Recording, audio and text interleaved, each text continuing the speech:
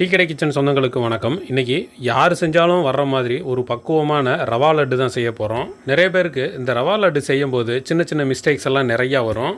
ஆனால் இன்றைக்கி நம்ம சொல்லியிருக்கிற அளவுகளில் பொருட்களை வச்சு கரெக்டாக செஞ்சிங்கன்னா உங்களுக்கும் ஒரு பெர்ஃபெக்டான ரவா லட்டு கிடைக்கும்.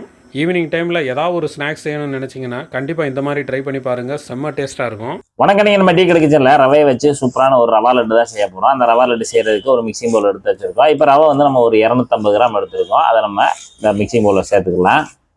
ரவை வந்து நம்ம இன்னும் வறுக்கலை, பாக்கெட்டில் வாங்கின ரவையை வந்து நம்ம அப்படியே இதில் பவுலில் சேர்த்துருக்கோம். இது வந்து டிஃப்ரெண்ட்டாக இருக்கும், டேஸ்ட்டும் டிஃப்ரெண்ட்டாக இருக்கும், சூப்பராக இருக்கும், செய்கிறதுக்கு எளிமையாக இருக்கும்.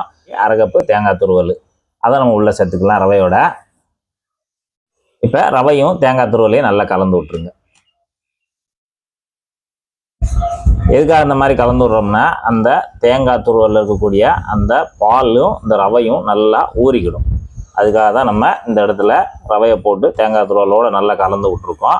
அந்த தேங்காய் துருவலோடு இருக்கக்கூடிய அந்த ஈரப்பதமும் ரவையும் சேர்ந்து நல்லா ஒரு 1/2 மணி நேரம் ஊறட்டும். ஒரு மூடி போட்டு மூடி வச்சிடலாம்.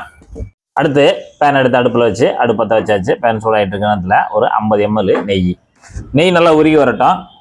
நெய் சூடானதும் 25 கிராம் முந்திரி பருப்பு அதை உள்ளே சேர்த்துக்கலாம். லேசாக ப்ரௌன் வர வரைக்கும் அந்த நெய்யிலே நம்ம முந்திரி பருப்பை வறுத்து கொடுத்துடணும்.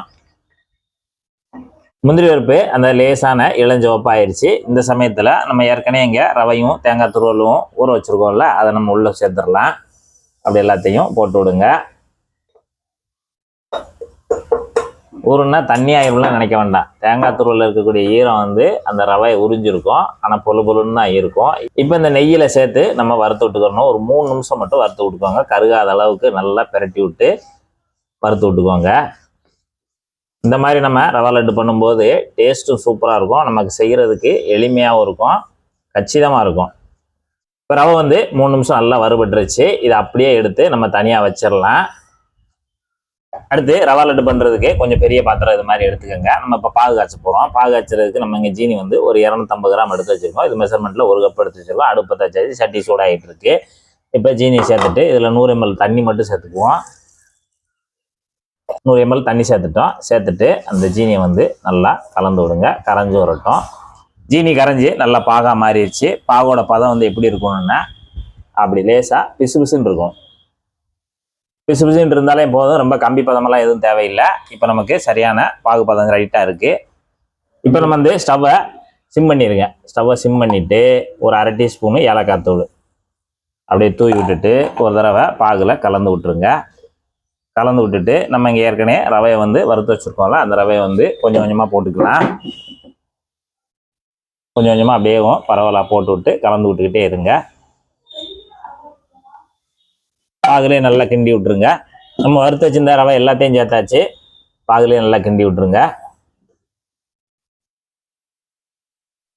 இப்போ நம்ம கம்ப்ளீட்டாக ஸ்டவ் ஆஃப் பண்ணிடலாம். ஸ்டவ் ஆஃப் பண்ணிவிட்டு நல்லா கலந்து விட்ட பிறகு ஒரு 10 நிமிஷம் அப்படியே நம்ம இந்த கடாயிலே இருக்கட்டும். அந்த பாகுலேயே நல்லா ஊறட்டும், ஊறி வரட்டும்.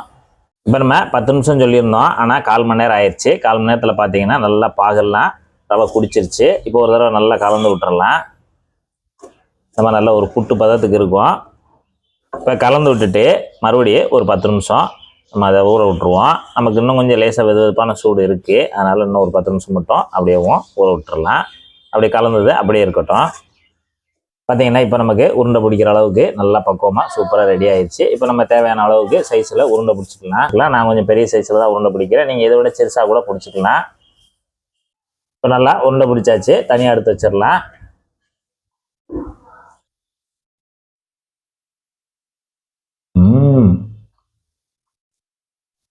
அந்த தேங்காய் துருவல் அந்த ரவை நல்லா ஊறி இருக்கு, பாகு நல்லா ஊறி செம்மையாக இருக்கு.